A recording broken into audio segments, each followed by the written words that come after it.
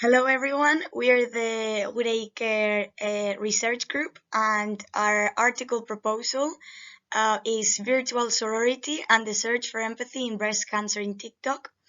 Our submission ID is 2660 and we've submitted it to the Health Communication Working Group.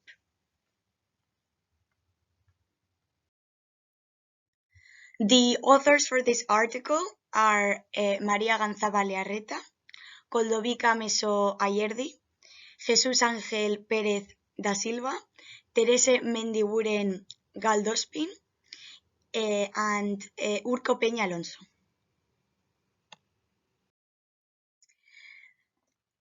So breast cancer continues to be one of the leading causes of morbidity and mortality in the world. According to the World Health Organization, breast cancer is the most common type of cancer, with more than 2.2 million cases in 2020. Nearly 1 in 12 women will get breast cancer in their lifetime, making it the leading cause of death among women. The causes of breast cancer are unclear, but factors related to reproductive history have been identified that modulate hormonal exposure during a woman's lifetime. It is known to be a multifunctional problem where estrogen plays an important role in its appearance as it induces the growth of mammary cells, and there are also other risk factors associated with lifestyle, such as high-fat diet, alcohol intake, obesity, smoking, and hormone use for more than 10 years. Women diagnosed with breast cancer experience high levels of anxiety that are accompanied by an adaptive psychological process to the disease called oncologic grief, which consists of a series of stages that do not necessarily occur sequentially and that begin during the months following diagnosis and continue throughout the oncologic process. Several studies support the benefits of narrating through blogs, websites, videos, or social networks one's own personal experience of how one copes with this disease. The benefits of the narration itself, the connection with other people in the same or similar situations, and the creation of communities around the same topic make these applications consolidate as a focus of help for patients. So in order to carry out this article, we followed a methodology which consists of the following topics. So to obtain the data set necessary to carry out the research, the web scraping tool SetSkimmer, which allows data to be extracted from TikTok, was used. So information was collected from 775 Spanish accounts containing messages related to cáncer de mama, which is the term breast cancer in Spanish, and from 350 English accounts with messages related to breast cancer. For this purpose, the hashtag cáncer de mama and hashtag breast cancer were selected.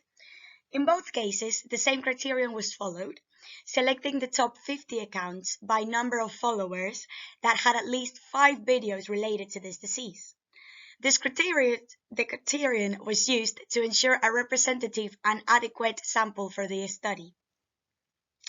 The TikTok comment scrapper program was used for this purpose, and a total of 17,639 comments in Spanish and 14,420 user responses in English were extracted. The comments analyzed more than 30,000 different types of comments, and these were organized in 5 final categories: expressions of support, expressions of admiration and example, congratulations, personal testimonies about the disease, and advice requested or provided. The transformer recognized ZeroShot Selectra medium model, available in the company's Hugging Face ecosystem, was used to classify the comments on breast cancer. For the content analysis, 3 main parameters were determined, and these were the main actors in the series. So there was breast cancer patients, family members, doctors, and or experts. The activity they performed: singing, dancing, reporting, testimony, enunciation, and the main theme of the story.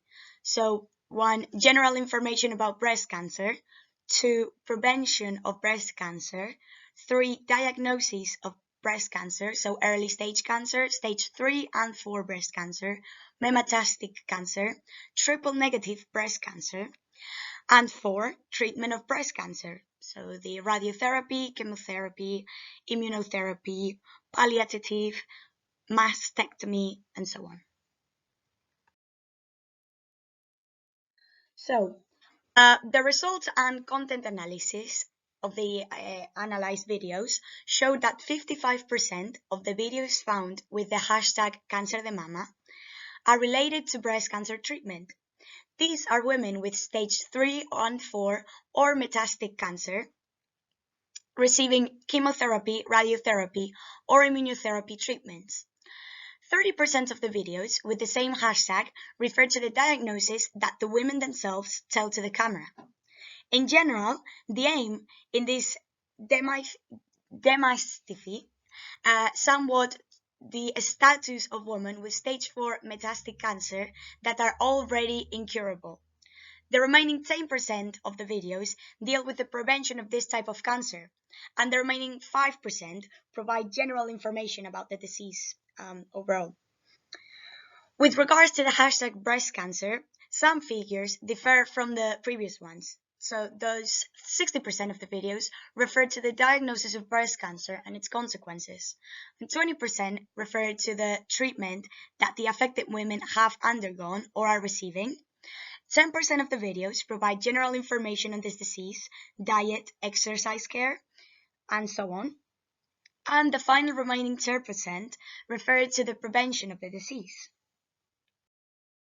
The following graphs show results and conclusions in an easier way to communicate. So you can see this first graph refers to the hashtag breast cancer in English. And as you can see, there's a high percentage referring to support and blessings and admiration and examples. And there's also pretty high percentages for congratulations and personal testimony. This other graph represents the same results for the Spanish hashtag Cáncer de Mama. And you can see some of the results are quite similar, but there's a higher percentage, for example, in the congratulations category of the comments. This is a smart summary of all the conclusions we've gotten from the graphs that I've already explained. Okay. So for the content analysis, we've identified that there's no trolls or abusive or destructive comments to the conversation. So none of these have been detected, which means it's an overall supportive community where there's no bad or negative comments overall. And authentic communities of patients with the disease or the relatives are formed, sharing doubts and concerns on the platform.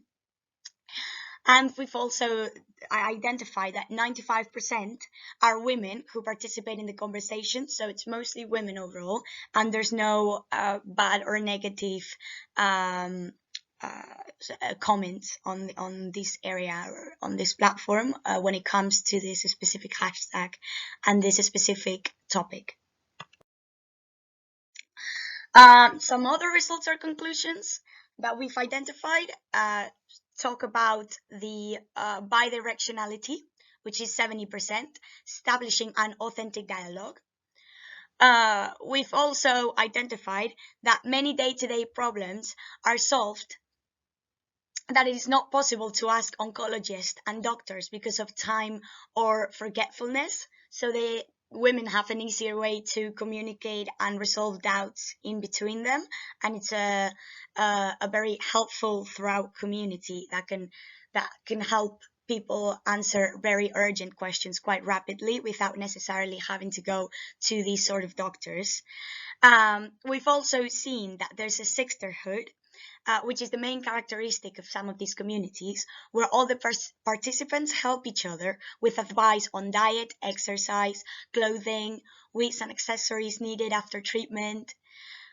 Sometimes it is only small advice, but since it is based on experience, it is a great help for patients. The benefits offered are both for the people who create the content about this disease, that can benefit from the platform, gaining followers and so on. But there's also a benefit, obviously, for the people who see and actively participate in the comment sections of the videos. So overall, we think that this research has a lot of potential, and it has been great to identify such a supportive and growing community on this social platform, which is TikTok. We think that women have a great way of communicating with one another, and they have a platform or a place where they can answer their doubts, and they can get to know people who are in the same situation as them with breast cancer. So thank you very much to everyone for listening, and we hope that you found this research entertaining, and hopefully we'll be doing more work in the future in this topic. And we think it has a very great potential, and it is something that we want to empower women, and we want to help these sort of communities be more known and to grow, because we think that these sort of things can be very important, and communication is always key. So thank you everyone for listening, and see you everyone hopefully soon. Bye.